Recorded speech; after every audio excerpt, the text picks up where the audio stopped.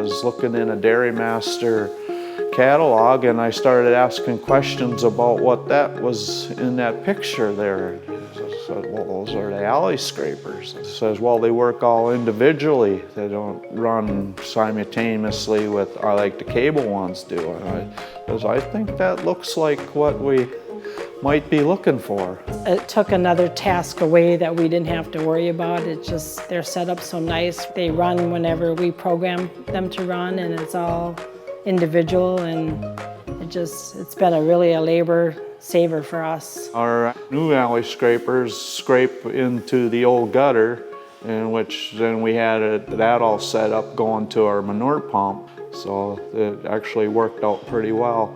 It's well built. I've been pretty happy with it. We can program every alley to go whenever we want it to, and it's made life a lot easier also.